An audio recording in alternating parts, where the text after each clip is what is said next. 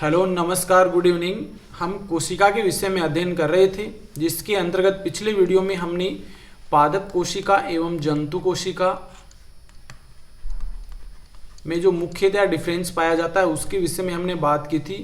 Prokaryotic कोशिका और eukaryotic कोशिका किसे कहते हैं इसके विषय में हमने पिछले वीडियो में डिटेल से बात की थी।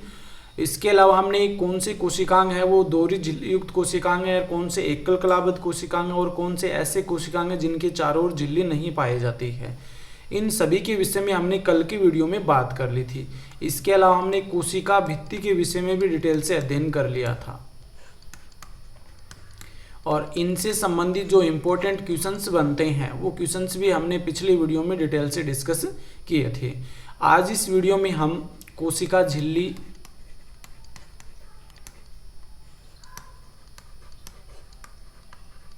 यानी कि प्लाज्मा मेम्ब्रेन, माइटोकॉन्ड्रिया,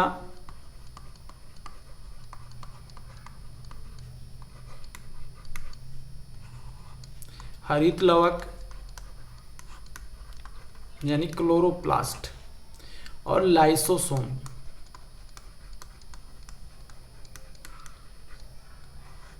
इनके विषय में हम डिटेल से बात करेंगे और साथ में जो इम्पोर्टेंट क्वेश्चंस बनते हैं, पिछले एग्जाम में पूछे गए क्वेश्चन हैं, उन सभी के विषय में आज इस वीडियो के अंतर्गत हम डिस्कस करेंगे। यह वीडियो जितने भी कंपटीशन एग्जाम हैं जिनमें जनरल साइंस अलग से सिलेबस में दे रखा है तो उनके लिए बहुत ही महत्वपूर्ण है। तो आप इस वीडियो को शुरू से लेकर अंत तक ध्यानपूर्वक देखिए और यदि अभी तक आपने मेरे चैनल को सब्सक्राइब नहीं किया है तो सब्सक्राइब जरूर कर लीजिए। तो आइए शुरू करते हैं। पिछले वीडियो तक हमने 28 टोटल क्वेश्चन देख लिए थे। आज का हमारा जो फर्स्ट क्वेश्चन रहेगा और 29 नंबर का क्वेश्चन है, कोशिका झिल्ली मुख्यतः बनी होती है, प्लाज्मा मेम्ब्रेन है वो मुख्यतः किसकी बनी होती है। ऑप्शन फर्स्ट है प्रोटीन और लिपिड, सेकंड ऑप्शन है सेलुलोज और हेमीसेलुलोज, थर्ड है लिग्निन और पैक्टिन और फोर्थ है क्यूटिन एंड सुबेरिन। तो यहाँ पर राइट आंसर ऑप्शन फर्स्ट हो जाएगा। जो कोशिका झिल्ली है या जो प्लाज्मा मेम्ब्रेन है ये प्रोटीन और लिपिड की बनी होती है, प्रोटीन व लिपिड की बनी होती है और इसमें मुख्यतः कई बार एक ही पदार्थ का नाम पूछ लिया जाता है। तो यहाँ पर आप इसका आंसर दे सकते हैं लिपोप्रोटीन या लाइपोप्रोटीन जिसे हम कहते हैं, उसकी सामान्यतः ये बनी होती है। इसके अलावा इसमें फोस्फोलिपिड भी पाया जाता है। नेक्स्ट है क्वेश्चन नंबर 30। निम्न में से कौन चयनात्मक पारगम्य झिल्ली है? चयनात्मक यानी कि सिलेक्टिव प्रीमेबल झिल्ली। ऑप्शन फर्स्ट है कोशिका झिल्ली, सेकंड है कोशिका भित्ति, थर्ड है राइबोसोम की झिल्ली और फोर्थ है इनमें से कोई नहीं। तो यहाँ पर ये ऑप्शन तो ऑटोमेटिकली गलत हो जाएगा क्योंकि राइबोसोम के चारों ओर किसी भी प्रकार की झिल्ली नहीं पाई जाती है, क्योंकि राइबोसोम जो होता है ये झिल्ली रहित कोशिकांग होता है। झिल्ली रहित कोशिकांग होता है। और पीछे हमने कोशिका झिल्ली के विषय में डिटेल से अध्ययन कर लिया है और उसमें हमने बात की थी कि जो कोशिका भित्ति होती है ये पारगम्य झिल्ली होती है, यानी कि सभी पदार्थों के लिए पारगम्य होती है, चाहे वो खनिज लवण ले लो, इसके अलावा प्रोटीन, लिपिड, कार्बोहाइड्रेट है, जल है, इन सभी पदार्थों के लिए पारगम्य होती है कोशिका भित्ति जो कि प्लांट सेल्स में पाई जाती है। कोशिका झिल्ली जो होती है ये चयनात्मक पारगम्य होती है। एक शब्द और इसके लिए यूज करते हैं हम, वर्णात्मक पारगम्य। वर्णात्मक पारगम्य झिल्ली भी इसे हम कहते हैं। तो ये आपको ध्यान में रखना है कि कुछ चयनित पदार्थ होते हैं वो ही कोशिका झिल्ली के आर पार जा सकते हैं। नेक्स्ट हम बात करते हैं कोशिका झिल्ली के विषय में। कुछ फैक्ट यहाँ पर दे रखे हैं तो उनकी बात कर लेते हैं। कोशिका झिल्ली यानी कि सेल मेम्ब्रेन जंतु कोशिका का सबसे बाहरी आवरण होता है। देखो जो पादप कोशिका है उसमें तो सबसे बाहरी आवरण कौन सा होता है? सेल वॉल होता है, कोशिका भित्ति होती है। जबकि जंतु कोशिका की हम बात करते हैं तो उसमें सबसे बाहरी आवरण कोशिका झिल्ली यानी कि सेल मेम्ब्रेन होता है। प्लाज्मा झिल्ली और जीव झिल्ली यानी कि बायो मेम्ब्रेन भी इसे कहा जाता है। प्लाज्मा झिल्ली भी कहते हैं और इसे जीवद्रव्य झिल्ली भी कहा जाता है। प्रोटीन व लिपिड की बनी होती है, अभी हमने पीछे क्वेश्चन के द्वारा समझ लिया है। लचीली होती है, सजीव होती है। यहाँ पर देखो हमने जब सेल वॉल के विषय में पढ़ा था तो ये क्या होती है, मर्त होती है, निर्जीव होती है, जबकि कोशिका झिल्ली जो होती है ये सजीव होती है। चयनात्मक पारगम्य होती है, सिलेक्टिव प्रीमेबल मेम्ब्रेन होती है। ये इंपॉर्टेंट क्वेश्चन है क्योंकि यहाँ से क्वेश्चन कई बार पूछा गया है। चयनात्मक पारगम्य झिल्ली होती है और इसका मुख्य कार्य होता है कोशिका के अंदर बाहर पदार्थों का आदान प्रदान कोशिका झिल्ली के द्वारा होता है। तो सामान्यतः जो पदार्थ होते हैं वो अंदर जाते हैं, बाहर आते हैं, इन सभी पर जो कंट्रोल होता है वो सेल मेम्ब्रेन का होता है। यानी कि जितने भी पदार्थ है वो कोशिका के अंदर प्रवेश करते हैं और कोशिका के बाहर आते हैं, वो सभी पदार्थ वो कोशिका झिल्ली के माध्यम से ही आते हैं। और ये जो पदार्थों के आदान प्रदान की जो क्रियाएं होती हैं ये दो प्रकार की होती है, एक तो विसरण यानी कि डिफ्यूजन और दूसरा प्राशन यानी कि ओस्मोसिस।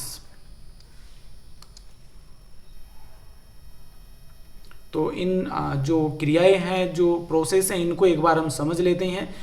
देखो, कणों के उच्च सांद्रता वाले स्थान से निम्न सांद्रता वाले स्थानों की तरफ जाने की प्रक्रिया को विसरण कहते हैं, यानी डिफ्यूजन कहते हैं। यानी कोई भी कण है जो उच्च सांद्रता है वहां से निम्न सांद्रता की ओर अगर गमन करते हैं तो वो क्रिया विसरण कहलाती है। जैसे यहाँ पर हम समझ सकते हैं, ये कोई सेल्स है, कोशिका है, जिसमें यहाँ पर देखो CO2 के अणु है जो लगभग 1 2 3 4 और बाहर है 1 2।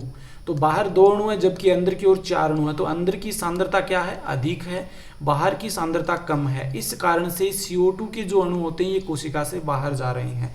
जबकि यहाँ पर हम देखें तो बाहर ऑक्सीजन के अणु देखें तो 1 2 3 4 और 5, जबकि अंदर की ओर ऑक्सीजन के अणु है 2। तो इस प्रकार से अंदर की सांद्रता कम है और बाहर ऑक्सीजन की सांद्रता अधिक है और इसी कारण से ऑक्सीजन के जो अणु होते हैं ये कोशिका के अंदर जा रहे हैं।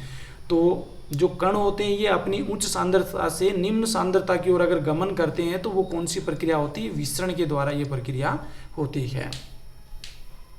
तो सामान्यतः जो निम्न स्तरीय जीव होती हैं उनमें जो गैसों का आदान प्रदान है वो इसी विधि के द्वारा होता है, जिसमें हम अमीबा वगैरह पढ़ सकते हैं। तो अमीबा में जो जल है, इसके अलावा कुछ खनिज लवण है, उनका आदान प्रदान विसरण के द्वारा ही होता है। तो यहाँ पर ओस्मोसिस की हम बात कर लेते हैं, इसे विसरण न कह करके प्रासरण कहते हैं। प्रासरण, जल के अणु का चयनात्मक पारगम्य झिल्ली, यहाँ पर अर्ध पारगम्य झिल्ली लिखा हुआ मिल सकता है आपको, अर्ध पारगम्य झिल्ली। जल के अणु का चयनात्मक पारगम्य झिल्ली द्वारा उच्च सांद्रता वाले स्थान से निम्न सांद्रता वाले स्थानों की तरफ जाने की प्रक्रिया प्रासरण कहलाती है। सेम विसरण के जैसे ही होती है, लेकिन यहाँ पर आपको ध्यान में रखना है कि जो जल के अणु होते हैं वो चयनात्मक पारगम्य झिल्ली से गुजर कर से होकर के जाते हैं। यानी कि ये चयनात्मक पारगम्य झिल्ली हो गई। और यहाँ पर बात करें तो जल की है उच्च सांद्रता और यहाँ पर जल की है निम्न सांद्रता। तो इसमें देखो जल के जो अणु होते हैं वो कहाँ किस ओर गति करेंगे, तो यहाँ पर उच्च सांद्रता से निम्न सांद्रता की ओर जाएंगे और किससे होकर के चयनात्मक पारगम्य झिल्ली या इसे हम कह सकते हैं अर्ध पारगम्य झिल्ली से होकर के गुजरेंगे। तो इस प्रकार की प्रक्रिया को हम प्रासरण कहते हैं। यहाँ पर एक इस चित्र के द्वारा भी हम समझ सकते हैं। देखो यहाँ पर देखिए तो जो छोटे छोटे अणु जो आपके नजर आ रहे हैं यहाँ पर, तो इनकी संख्या यहाँ पर क्या है, कम है, जबकि बाहर की ओर छोटे अणुओं की संख्या अधिक है। तो छोटे जो अणु हैं ये अंदर की ओर प्रवेश कर रहे हैं और ये अणु है वाटर के, यानी जल के अणु हैं। तो जल के अणु बाहर जो है जल के अणुओं की सांद्रता अधिक है, अंदर जल के अणुओं की सांद्रता कम है। तो बाहर उच्च सांद्रता से ये निम्न सांद्रता अंदर की ओर क्या कर रहे हैं, मूवमेंट कर रहे हैं, अंदर की ओर जा रहे हैं। जबकि हम बात करें तो अंदर जो सोल्ट के अणु है ये अधिक हैं। सोल्ट के अणु यहाँ पर देखो जो बड़े बड़े आपको अणु नजर आ रहे हैं ये क्या, सोल्ट के अणु है। ये अंदर की ओर अधिक है, कोशिका के अंदर ज्यादा है और जबकि बाहर की ओर ये कम है। इस कारण से अंदर की सांद्रता क्या हो जाएगी, अधिक है, सोल्ट की हम बात कर रहे हैं, जबकि बाहर की सांद्रता कम है। तो ये अपनी उच्च सांद्रता से और यहाँ पर जो प्लाज्मा मेम्ब्रेन है इससे होकर के बाहर की ओर आ रहे हैं। तो जल के अणु अर्धपारगम्य झिल्ली के द्वारा उच्च सांद्रता से निम्न सांद्रता की ओर अगर गमन करते हैं तो वो क्रिया कौन सी हो जाएगी, प्रासरण कहलाती है। और यहाँ पर जो प्लाज्मा मेम्ब्रेन है ये अर्धपारगम्य झिल्ली की तरह कार्य कर रही है। शायद ये जो ओस्मोसिस की क्रिया ये आपको अच्छे से समझ में आ गई होगी। पौधों की जड़ों द्वारा जल का अवशोषण है प्राशन द्वारा होता है। वेरी वेरी इंपॉर्टेंट क्वेश्चन है, कई बार इस प्रकार से पूछ लिया जाता है कि निम्न में से किसमें प्राशन की क्रिया द्वारा है वो जल का अवशोषण होता है। तो पौधों की जो जड़ें होती हैं जो जल व खनिज लवणों का अवशोषण करती है, तो उसमें जल का जो अवशोषण होता है वो प्राशन की क्रिया या ऑस्मोसिस की क्रिया द्वारा होता है। नेक्स्ट हम बात कर लेते हैं क्वेश्चंस की, तो जिसमें 31 नंबर का क्वेश्चन है, जल के अणु वर्णात्मक पारगम्य झिल्ली से गुजरते हैं तो इस क्रिया को क्या कहते हैं। वर्णात्मक पारगम्य या चयनात्मक पारगम्य बोल दो या अर्ध पारगम्य झिल्ली बोल दो। तो इसे हम सामान्यतः बात करें तो इसे प्लाज्मा मेम्ब्रेन को ही हम कहते हैं, प्लाज्मा मेम्ब्रेन या प्लाज्मा झिल्ली भी हम कह सकते हैं इसे।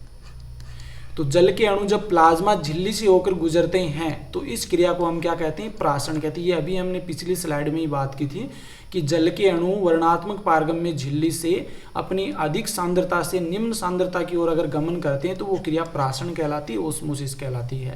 जबकि विसरण की बात करें तो विसरण में ये प्लाज्मा झिल्ली नहीं होती है, यानी कि कोई भी अणु है वो अपनी उच्च सांद्रता से निम्न सांद्रता की ओर गमन करते हैं तो विसरण कहलाता है।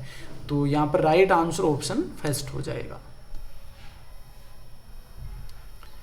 नेक्स्ट है क्वेश्चन नंबर 32, प्लाज्मा झिल्ली को किसकी सहायता से देख सकते हैं। प्लाज्मा झिल्ली या हम कह सकते हैं इसे प्लाज्मा मेम्ब्रेन को किसकी सहायता से देख सकते हैं। ऑप्शन फर्स्ट है साधारण माइक्रोस्कोप, सेकंड है संयुक्त सूक्ष्मदर्शी, थर्ड है इलेक्ट्रॉन माइक्रोस्कोप। तो यहाँ पर राइट आंसर ऑप्शन थर्ड हो जाएगा। ये क्वेश्चन पूछा हुआ है, ये फर्स्ट ग्रेड का जो एग्जाम हुआ था आरपीसी फर्स्ट ग्रेड, उसमें पूछा हुआ क्वेश्चन है पहले। तो वेरी वेरी इंपॉर्टेंट क्वेश्चन है ये। प्लाज्मा झिल्ली को किसकी सहायता से देख सकते हैं, तो इलेक्ट्रॉन माइक्रोस्कोप की सहायता से देख सकते हैं। इसकी खोज है वो किसके द्वारा की गई थी, ये भी मैं आपको बता देता हूँ। नोल एंड रस्का नामक वैज्ञानिक थे, उनकी द्वारा इसकी खोज की गई थी। तो ये क्वेश्चन पूछा गया है आरपीसी फर्स्ट ग्रेड में कि इलेक्ट्रॉन माइक्रोस्कोप की खोज वो किसके द्वारा की गई थी, तो नोल एंड रस्का के द्वारा की गई थी।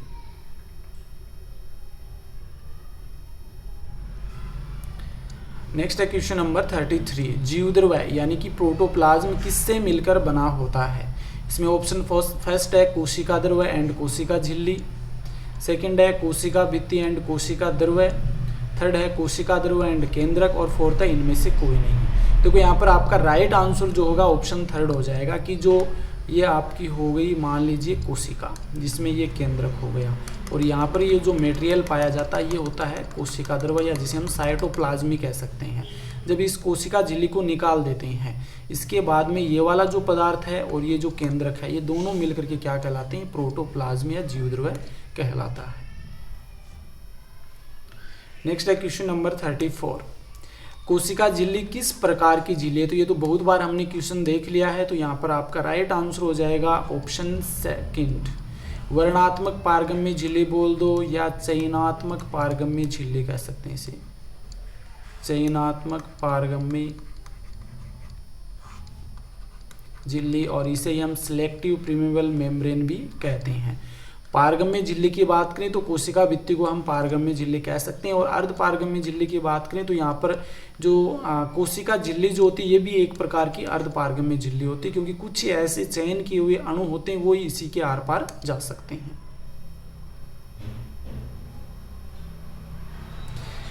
नेक्स्ट जो क्वेश्चंस आ रहे हैं ये सभी माइटोकॉन्ड्रिया से संबंधित आ रहे हैं, और ये जो आपका टॉपिक है वेरी वेरी इंपॉर्टेंट है प्रतियोगी परीक्षाओं की दृष्टि से, क्योंकि लगभग हर एग्जाम में आपको इससे संबंधित क्वेश्चन वो देखने को मिल जाएगा। माइटोकॉन्ड्रिया की खोज वो किसके द्वारा की गई थी, तो यहाँ पर सभी ऑप्शन जो हैं ये माइटोकॉन्ड्रिया से संबंधित हैं।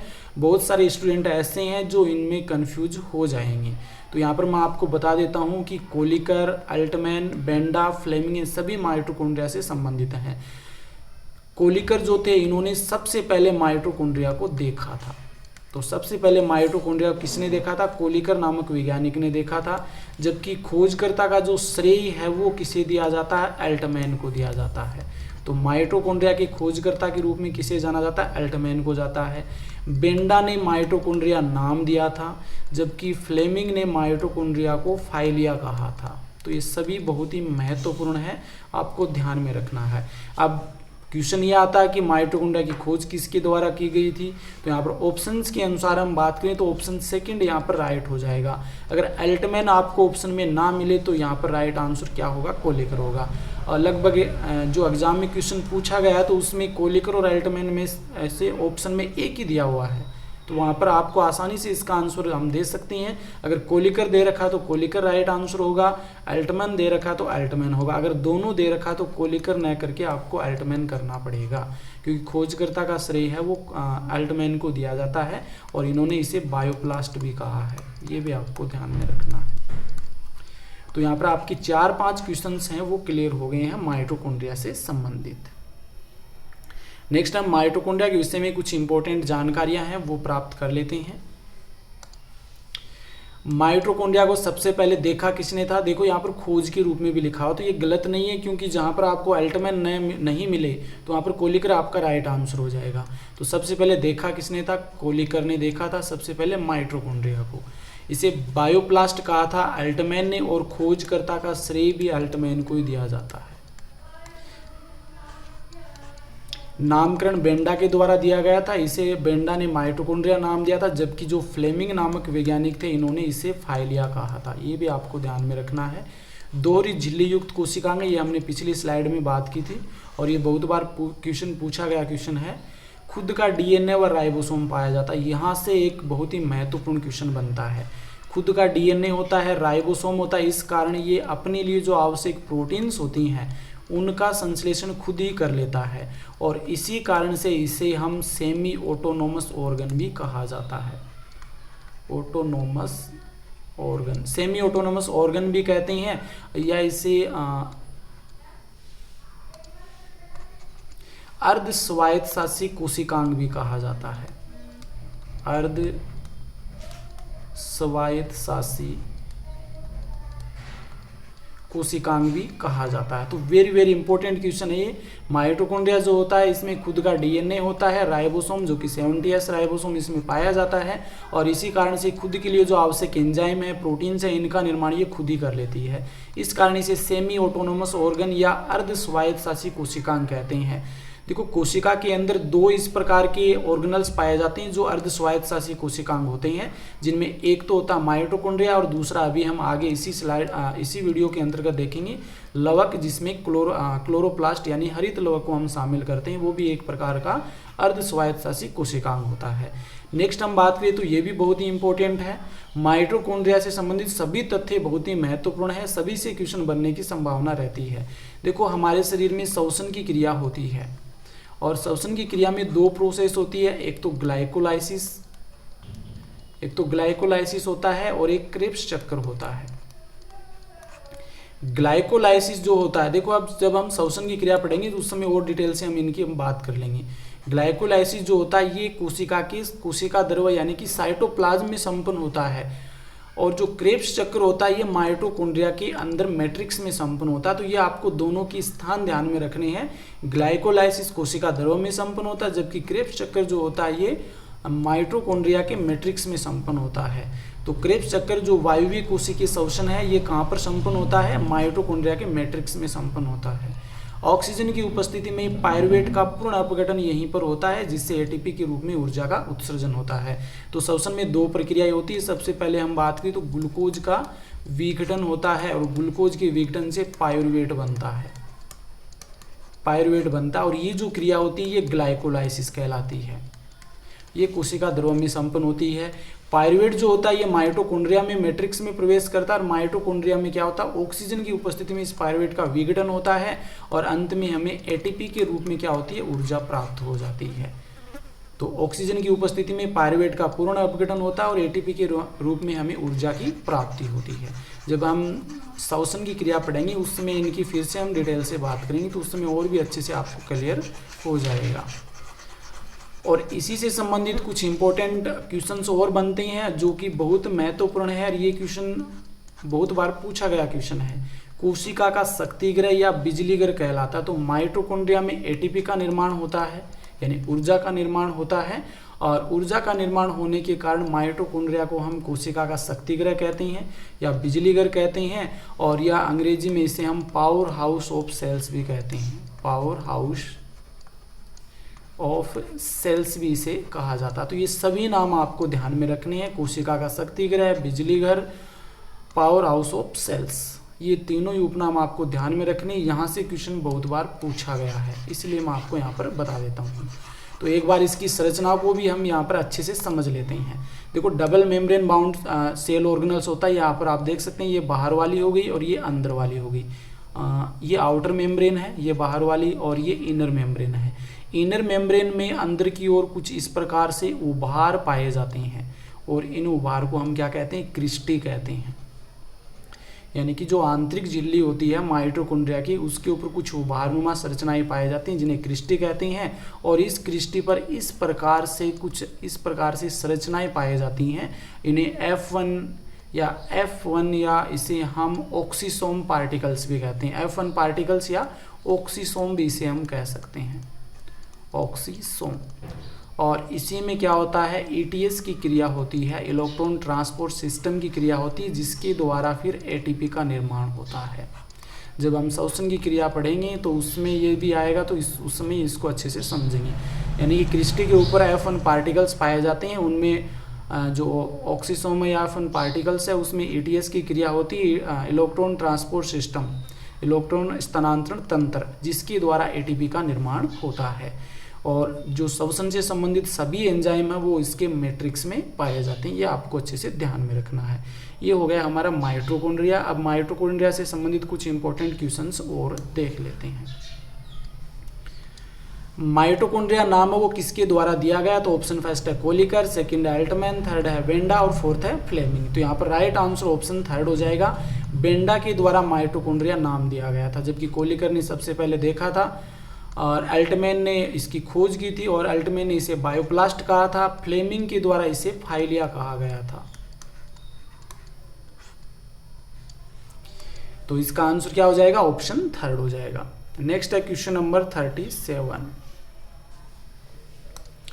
क्रेब्स चक्र की क्रिया कहाँ संपन्न होती है, वेरी वेरी इंपॉर्टेंट क्वेश्चन है ये। क्रेब्स चक्र की क्रिया कहाँ संपन्न होती है, ऑप्शन फर्स्ट है माइटोकॉन्ड्रिया, सेकंड है हरित लवक, थर्ड है कोशिका द्रव्य और फोर्थ है लाइसोसोम। तो यहाँ पर राइट आंसर ऑप्शन फर्स्ट हो जाएगा, माइटोकॉन्ड्रिया के मैट्रिक्स में क्रेब्स चक्र संपन्न होता है, जबकि हरित लवक में प्रकाश संश्लेषण की क्रिया संपन्न होती है, फोटोसिंथेसिस की क्रिया संपन्न होती है, कोशिका द्रव्य में ग्लाइकोलाइसिस की क्रिया संपन्न होती है।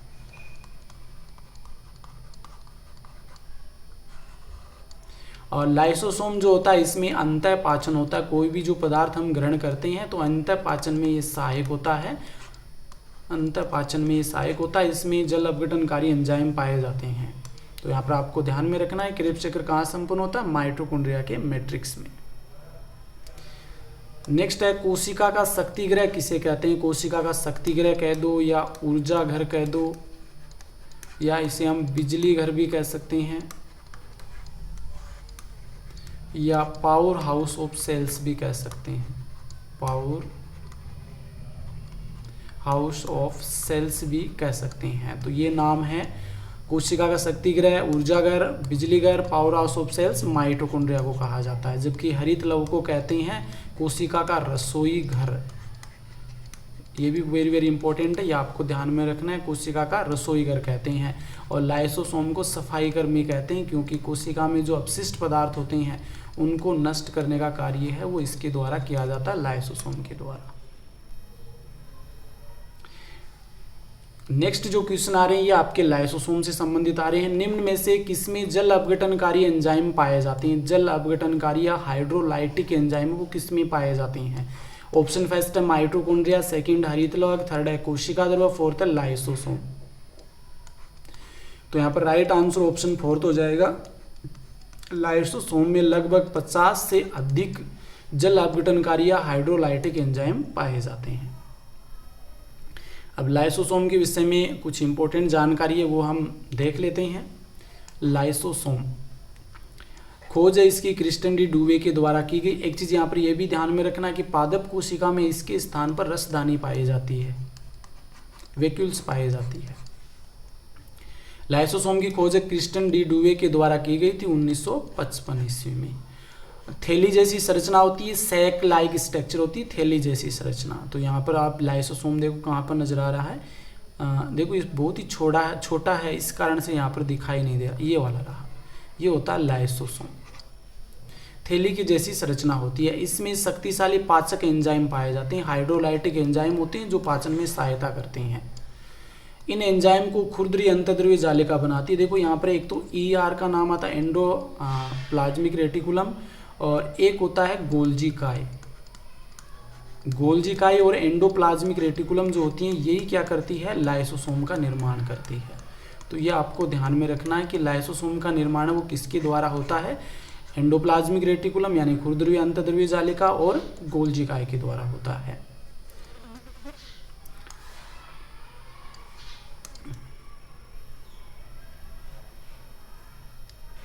नेक्स्ट हम बात करते हैं कि जो लाइसोसोम होता है इसके मुख्य कार्य क्या होते हैं। तो ये साफ सफाई के कार्य करते हैं क्योंकि इसमें पाचक एंजाइम पाए जाते हैं, और कोशिका के जो भी मृत अपशिष्ट पदार्थ होते हैं या कोशिका के डेड जो सेल ऑर्गेनल्स होते हैं उनको भी नष्ट करने का कार्य लाइसोसोम के द्वारा किया जाता है। बहुत सारे पाचक एंजाइम पाए जाते हैं, इस कारण इसे पाचक थैली भी कहते हैं, डाइजेस्टिव बैग भी कहा जाता है। ये इंपॉर्टेंट क्वेश्चन है, बहुत बार पूछा गया कि निम्न में से किस सेल ऑर्गेनल्स को आत्महत्या की थैली या सुसाइड बैग्स कहा जाता है। तो ये आत्महत्या की थैली या सुसाइड बैग्स है वो लाइसोसोम को ही कहते हैं। क्यों कहते हैं ये भी मैं आपको बता देता हूँ। कई बार क्या होता है, कोशिका के अंदर जब लाइसोसोम के पास कुछ ऐसे भोज्य पदार्थ या अपशिष्ट पदार्थ नहीं आते हैं, तो इस कारण से ये अपने आप ही क्या हो जाता है, कोशिका के अंदर है वो लाइसोसोम क्या हो जाता है, फट जाता है। फटने से सभी जो एंजाइम है वो कोशिका में बिखर जाते हैं। बिखरने के कारण क्या हो जाता है, कोशिका के जो आवश्यक पदार्थ होते हैं जैसे प्रोटीन्स हो गया, इसके अलावा कुछ सेल ऑर्गेनल्स होते हैं, उनको भी ये क्या कर देते हैं, एंजाइम नष्ट कर देते हैं। इस कारण इसे आत्महत्या की थैली भी कहा जाता है।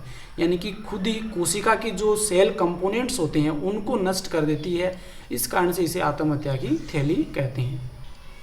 हमेशा ऐसा नहीं होता, कभी कभी ऐसा होता है, इस कारण इसे आत्महत्या की थैली कहा जाता है। इसके कार्य क्या होते हैं, डिस्पोजल यूनिट कहते हैं, यानी कि जो अपशिष्ट पदार्थ होते हैं, इसके अलावा कुछ मृत जो कोशिकांग होते हैं उनको नष्ट करने का कार्य है वो लाइसोसोम के द्वारा किया जाता है।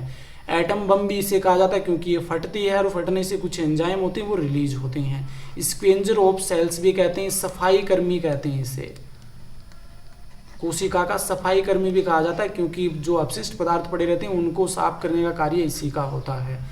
रिसाइक्लिंग सेंटर भी इसे कहा जाता है, सेलुलर हाउस कीपर भी इसे हम कहते हैं।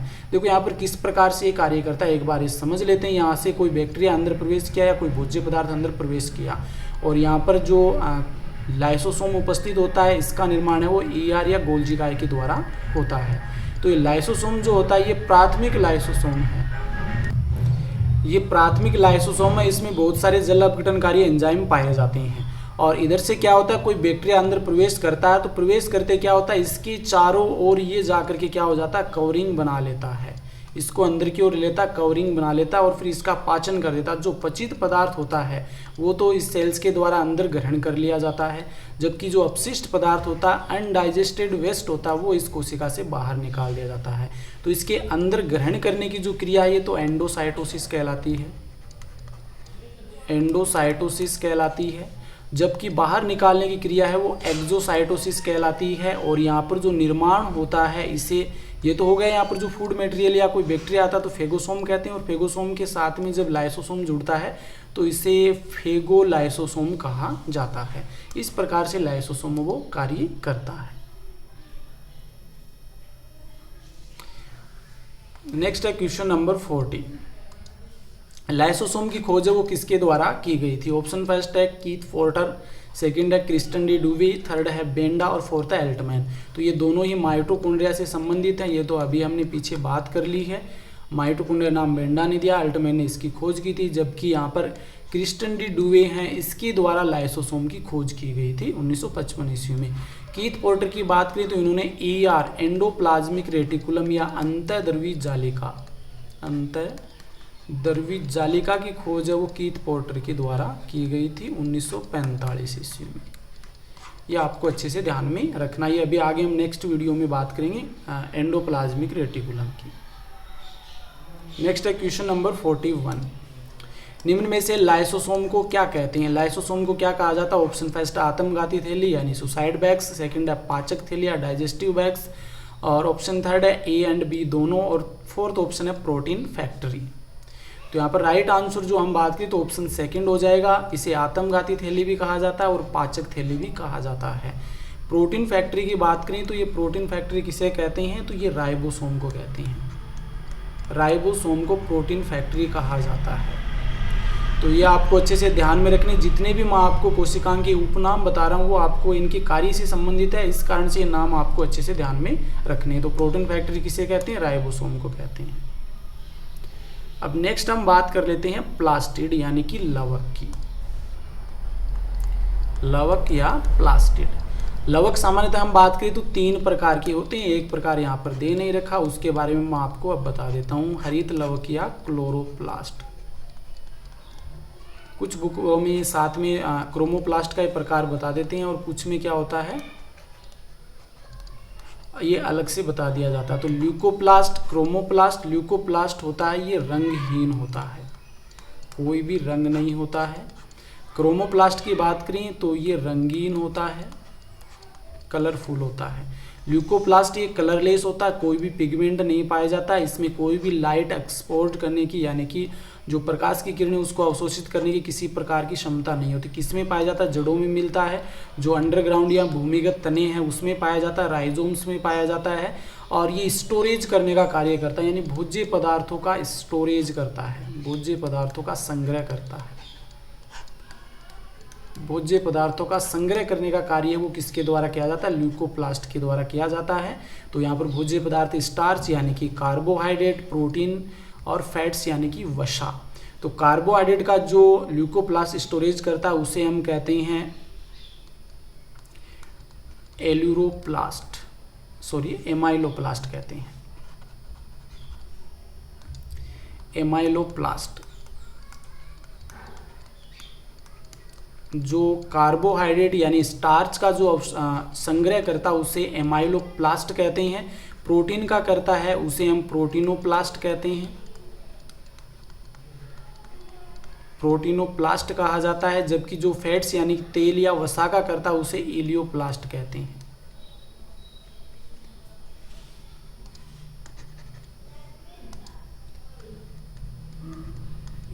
इलियोप्लास्ट कहा जाता है, इलियोप्लास्ट कहते हैं। जो फैट या वसा या तेल का जो संग्रह करता है उसे इलियोप्लास्ट कहते हैं। तो ये तीनों ही बहुत ही महत्वपूर्ण है। कार्बोहाइड्रेट से संबंधित तो एमाइलोप्लास्ट, प्रोटीन से प्रोटीनोप्लास्ट और फैट से है तो इलियोप्लास्ट हो जाएगा। अब नेक्स्ट हम क्रोमोप्लास्ट की बात करें तो कलर्ड होता है, ये रंगीन होता है। In plants part the expose, ये लाइट को अवशोषित करने की क्षमता होती है। पत्तियों में देखने को मिलता है, फलों में पाया जाता है, फ्रूट्स में पाया जाता है। Photosynthesis and attraction of pollinating, यानी कि फोटोसिंथेसिस की क्रिया होती है इनमें और ये रंगीन होते हैं। इस कारण जो पॉलिनेशन की क्रिया होती है, परागण की क्रिया होती है, परागण की क्रिया, उसमें ये क्या करते हैं, कीट जो होते हैं जो परागण की क्रिया में भाग लेते हैं उनको आकर्षित करने का कार्य है वो क्रोमोप्लास्ट के द्वारा किया जाता है। Chromoplast having chlorophyll pigment called chloroplast. जब क्रोमोप्लास्ट में क्लोरोफिल वर्णक पाया जाता है तब इसे हम कहते हैं क्लोरोप्लास्ट कहते हैं। और क्लोरोप्लास्ट को शुगर फैक्ट्री भी कहा जाता है क्योंकि इसके द्वारा ग्लूकोज का निर्माण किया जाता है। इसे रसोई घर भी कहते हैं, अभी हम आगे बात करेंगे। तो ये भी जो क्रोमोप्लास्ट हैं ये भी कई प्रकार के होते हैं। जब क्वेश्चंस में आएंगे उस समय हम डिटेल से इनकी बात करेंगे।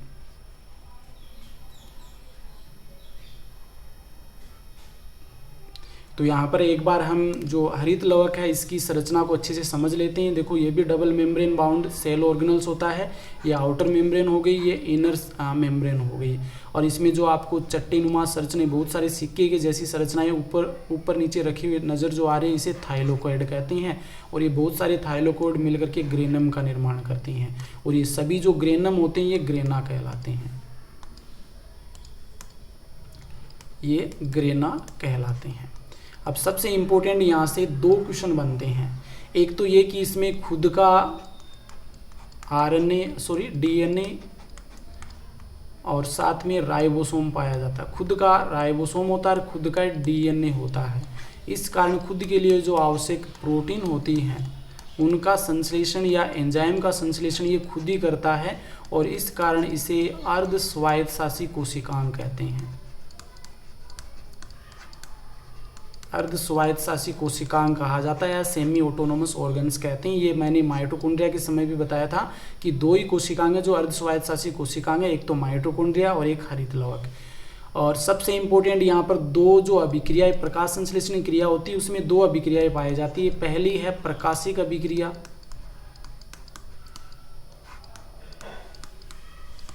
प्रकाशिक अभिक्रिया यानी कि फोटो रिएक्शन, और दूसरी होती है अप्रकाशिक अभिक्रिया।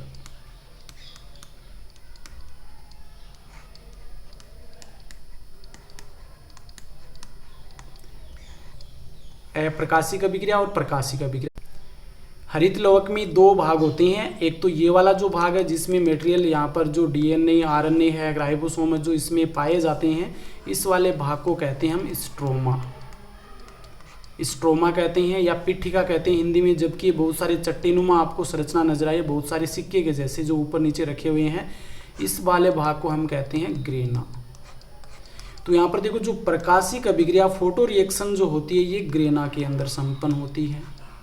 वेरी वेरी इंपॉर्टेंट क्वेश्चन है, बहुत बार है वो एग्जाम में पूछा गया क्वेश्चन है, रीट में भी आया हुआ है और RPC first grade second grade में भी पूछा गया है और नीट में भी पूछा गया। तो बहुत ही महत्वपूर्ण क्वेश्चन है ये। प्रकाशिक अभिक्रिया जो होती है ग्रेना में संपन्न होती है, जबकि अप्रकाशिक अभिक्रिया है ये स्ट्रोमा में संपन्न होती है। दोनों ही आपको ध्यान में रखने हैं, प्रकाशिक अभिक्रिया ग्रेना में और अप्रकाशिक अभिक्रिया स्ट्रोमा में। तो ये हरित लवक से संबंधित महत्वपूर्ण तथ्य हो गए। अब नेक्स्ट हम हरित लवक से संबंधित कुछ क्वेश्चन कर लेते हैं। निम्न में से किसमें क्लोरोफिल वर्णक पाया जाता है, यानी क्लोरोफिल या पर्णहरित वर्णक है वो किसमें पाया जाता है। पर्णहरित वर्णक किसमें पाया जाता है। ऑप्शन फर्स्ट है लाइकोपिन, सेकंड है हरित लवक, थर्ड है बायोप्लास्ट, फोर्थ है बिटेनिन। तो यहाँ पर राइट आंसर ऑप्शन सेकंड हो जाएगा, हरित लवक या जिसे हम क्लोरोप्लास्ट भी कहते हैं। क्लोरोप्लास्ट में पर्णहरित वर्णक पाया जाता है, इस कारण से ग्रीन रंग का हरे रंग का होता है और ये हमारे जो पादप हैं उनकी पत्तियों में पाया जाता है, इसी कारण पत्ती का रंग भी हरा इस हरित लवक के कारण ही होता है। ऑप्शंस की बात करें तो लाइकोपिन जो होता है ये हमारे टमाटर में मिलता है, लाइकोपिन है वो टमाटर में पाया जाता है। बिटेनिन जो होता है ये चुकंदर में पाया जाता है, ये भी आपको ध्यान में रखना है।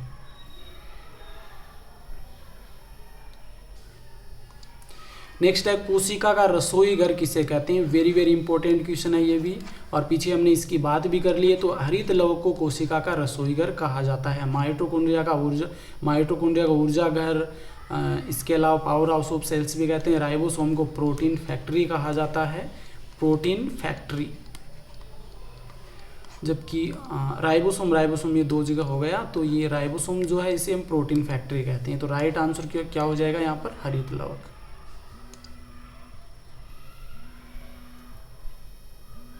नेक्स्ट है क्वेश्चन नंबर 43। पत्तियों का पीला रंग किसके कारण होता है। पत्तियों का पीला रंग, सामान्यतः हरी रंग की पत्तियां पाई जाती है, लेकिन जब वो झड़ती है तो उस समय पत्तियों का पीला रंग हो जाता है। तो ये किसके कारण होता है। ऑप्शन फर्स्ट है कैरोटीनोइड्स, सेकंड है हरित लवक, थर्ड है लाइकोपिन और फोर्थ है कैपेस्थिन। तो चारों ही इंपॉर्टेंट ऑप्शन है, तो यहाँ पर राइट आंसर ऑप्शन फर्स्ट हो जाएगा। पत्तियों का पीला रंग जो होता है ये कैरोटीनोइड के कारण होता है, जबकि हरित लवक के कारण पत्तियों का हरा रंग होता है। और लाइकोपिन जो होता है वो टमाटर में पाया जाता है और टमाटर का इसी कारण से रंग कैसा होता है, लाल होता है। कैथेप्सिन है ये तो हमारी मिर्च में मिलता है, जो मिर्च होती है उसमें कैथेप्सिन नामक वर्णक है वो पाया जाता है, ये आपको ध्यान में रखना है।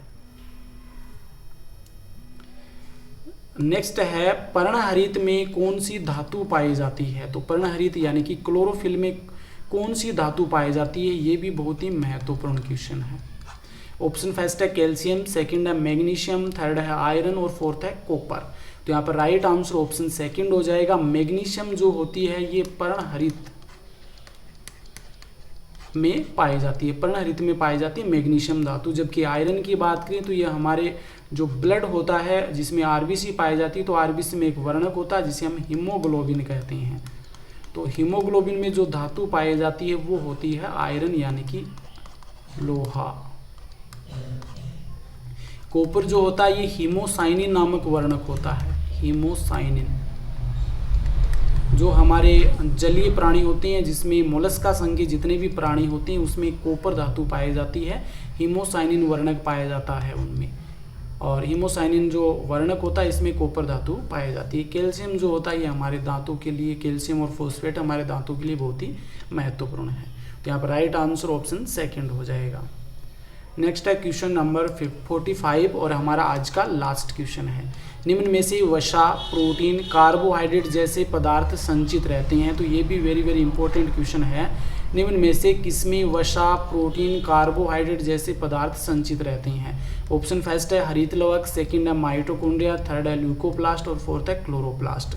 तो हरित लवक है ये तो क्या करता है, ग्लूकोज का निर्माण करता है, यानी कि इसमें फोटोसिंथेसिस की क्रिया होती है। माइटोकॉन्ड्रिया तो इसे ऊर्जा घर कहते हैं। क्लोरोप्लास्ट है ये हरित लवक का ही क्या है, अंग्रेजी में हम क्लोरोप्लास्ट कहते हैं हरित लवक को। तो यहाँ पर राइट आंसर है जो ऑप्शन थर्ड हो जाएगा, ल्यूकोप्लास्ट, जो कि रंगहीन लवक होता है और ये सामान्यतः हम बात करें तो भोज्य पदार्थों का संग्रह करता है, भोज्य पदार्थों का संग्रह करता है। तो यहाँ पर देखो जो वसा का संग्रह करता है उसे हम क्या कहते हैं, वसा का संग्रह करता है उसे इलियोप्लास्ट कहते हैं।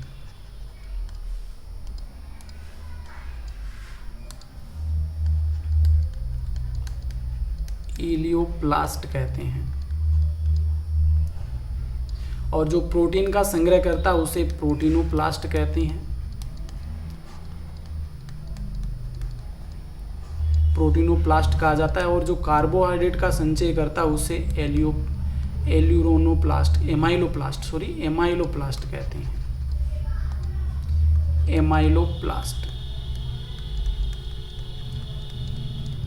एमाइलोप्लास्ट कहा जाता है। तो ये तीनों ही बहुत ही महत्वपूर्ण, तीनों ही आपको ध्यान में रखने हैं और यहाँ पर राइट आंसर ऑप्शन थर्ड हो जाएगा। आज की इस वीडियो में हमने टोटल 45 क्वेश्चन हमारे हो गए हैं। कोशिका से संबंधित सभी क्वेश्चन जो हैं ये पीछे एग्जाम में पूछे गए हैं और आगे आने की संभावना है।